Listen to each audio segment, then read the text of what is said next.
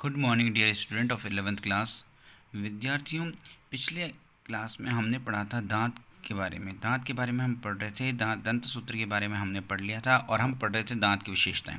तो अब आज हम दांत की विशेषताएं पढ़ते हैं। देखो, दांत की विशेषताओं में अगर हम देखें तो दांत होते हैं वो थीकोडोंट प्रकार के होते हैं, मतलब दांत गर्त में धसे होते हैं, मसूड़ों के अंदर धसे हुए होते हैं। ठीक है।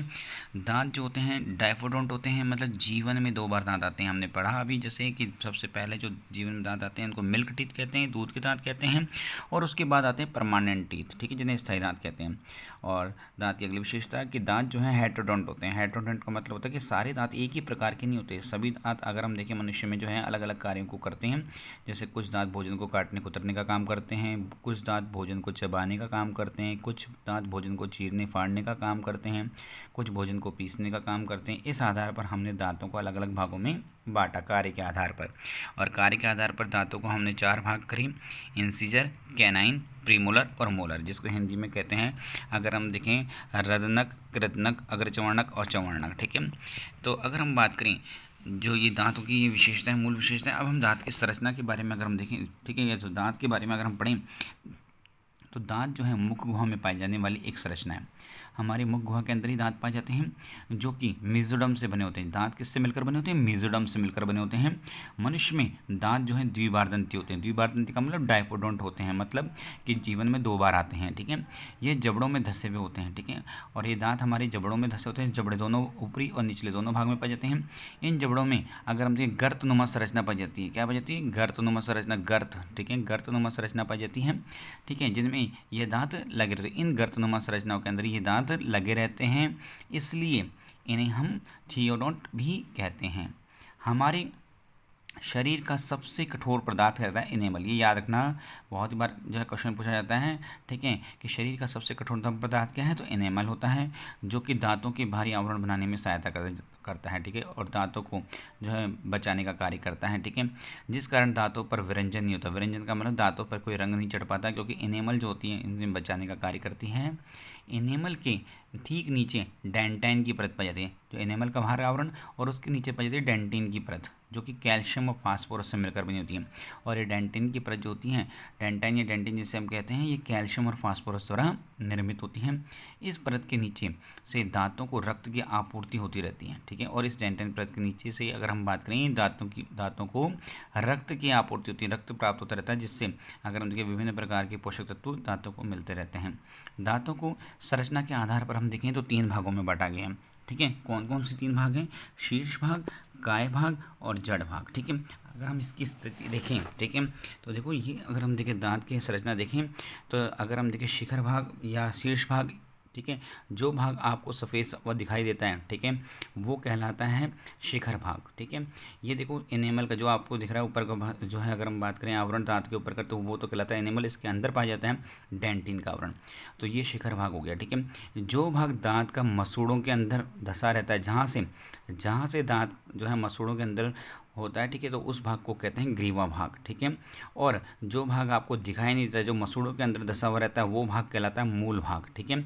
इस प्रकार से दांत में शिखर भाग, ग्रीवा भाग और मूल भाग 3 मुख्य भाग होते हैं। ठीक है। और इसी मूल भाग के द्वारा अगर हम बात करें जो है रक्त नलिकाएँ, ठीक है, रक्तवाहिनियाँ, ठीक है, तंत्रिकाएँ वगैरह जो होती हैं दांत के अंदर प्रवेश करती हैं। ठीक है। तो इस प्रकार से हमने इन 3 भागों में दांत को बांटा। अब बात करते हैं कार्य के आधार पर। तो कार्य के आधार पर दांतों का वर्गीकरण अगर हम देखें तो दांतों को 4 भागों में बांटा गया है। कितने भागों में? 4। पहला भाग कहलाता है इसका इंसीजर, जिसको हम हिंदी में रदनक कहते हैं। यह दांत का ऊपरी तथा निचले जबड़े पर पाई जाती है। यह दांत अगर हम देखें रदनक दांत जो है, इंसीजर जो है, दांत के ऊपरी और निचले दोनों जबड़ों पर पाए जाते हैं। और अगर हम देखें आगे की ओर ये स्थित होते हैं। यह अगर हम देखें चपटे पर पैने होते हैं। ठीक है। इनकी संख्या होती है 8। ये दांत भोजन को काटने और कुतरने का काम करते हैं तथा शाकाहारियों में ये दांत सबसे अधिक विकसित होते हैं। तो ये इंसीजर दांत की विशेषता थी कि इंसीजर दांत जो है शाकाहारी में अधिक विकसित होते हैं, काटने और कुतरने का काम करते हैं। बात करें कृदनक दांत की, जिनको हम कैनाइन दांत भी कहते हैं, ये दांत इंसीजर व प्रीमोलर दांतों के बीच में स्थित होते हैं।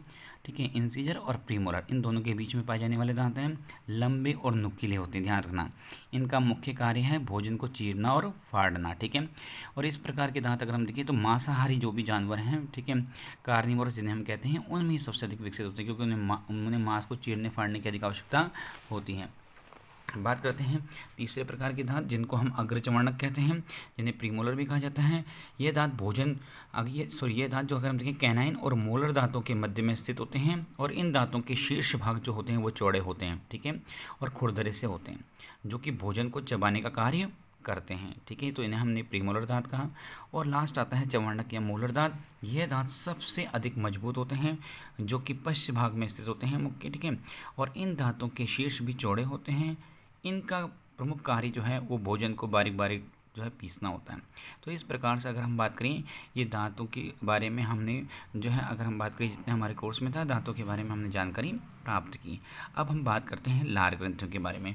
लार ग्रंथियों के बारे में देखें तो मनुष्य में 3 जोड़ी लार ग्रंथियाँ पाई जाती है जिनसे लार का स्त्रवण होता है, ठीक है। सबसे पहली कहलाती है पैरोटिड ग्रंथि। ये सबसे बड़ी लार ग्रंथि है, जो कि अगर हम देखें चेहरे के दोनों ओर तथा कर्ण के नीचे स्थित होती है, चेहरे के दोनों तरफ और कान के नीचे पाई जाती हैं, ठीक है। ये ग्रंथियाँ विशेष प्रकार के आवरण से ढकी रहती हैं, ठीक है। इन ग्रंथियों के ऊपर एक आवरण पाया जाता है। इन ग्रंथियों में काफ़ी संख्या में छोटे छोटे पिंड पाए जाते हैं जिनमें विशेष स्त्रवण नलिकाएँ पाई जाती हैं, और इस लार को अगर हम देखें स्टेंशन नलिका के द्वारा जो है मुख गुहा में लाया जाता है। मतलब स्टेंशन नलिका जो है अगर इस पैरोटिड ग्रंथि से लार को मुख में लाने का कार्य करती हैं, ठीक है।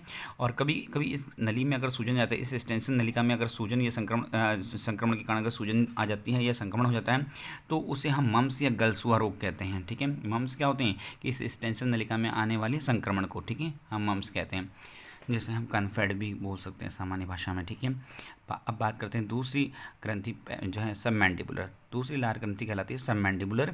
ये ग्रंथियाँ पैरोटिड ग्रंथि से भी थोड़ी छोटी होती हैं, पैरोटिड ग्रंथि से थोड़ी छोटी ग्रंथि हैं, और इन ग्रंथियों से निकलने वाला स्त्राव जो है वो वैटसन नलिकाओं के द्वारा मुख गुहा की छत में खुलता है, ठीक है।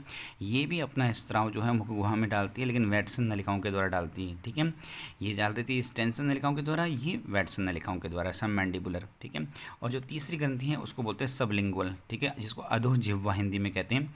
ये सबसे छोटी लार ग्रंथि हैं, ठीक है। अगर लार ग्रंथियों में अगर देखें तो सबसे छोटी लार ग्रंथि हैं जो कि जीभ के नीचे पाई जाती हैं, और इन ग्रंथियों में नलिकाओं का अभाव होता है। कोई भी नलिका इनमें नहीं पाई जाती, जैसे ऊपर पाई जा रही थी, पहले वाले में पाई जा रही थी।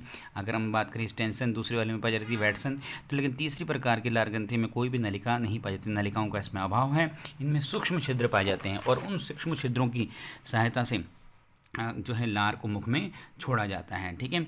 अगला एक इम्पोर्टेंट बात अगर हम बात करें कि लार ग्रंथियों को कैरोटिड धमनी द्वारा रक्त की आपूर्ति होती है। ये लार ग्रंथि जो है इनको कैरोटिड धमनी के द्वारा रक्त की आपूर्ति की जाती है। बात करें लार की तो लार एक तरल पदार्थ है जो कि लार ग्रंथियों के द्वारा निकलता है। लार ग्रंथियों द्वारा प्रतिदिन 1 लीटर लार का स्त्रवण किया जाता है। लार की पीएच अगर देखें तो 6.8 से लेकर 7.0 के मध्य होती है। लार में जल, खनिज लवण, amylase enzyme, ptyalin enzyme, lysozyme enzyme आदि एंजाइम्स पाए जाते हैं। बात करें कार्य की लार की तो लार के द्वारा मुख गुहा में कार्बोहाइड्रेट एमाइलेज का पाचन प्रारंभ किया जाता है। लार मुख गुहा को नम बनाए रखती है।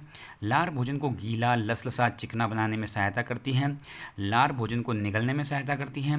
लार भोजन में आने वाले सूक्ष्म जीवों को नष्ट करने में का कार्य करते हैं, जिससे टाइलिन और लाइसोजाइम एंजाइम सहायता करते हैं, ठीक है। तो विद्यार्थियों आज हमने पढ़ा लार तक। इसके आगे के अंगों के बारे में हम पढ़ेंगे कल। Thank you.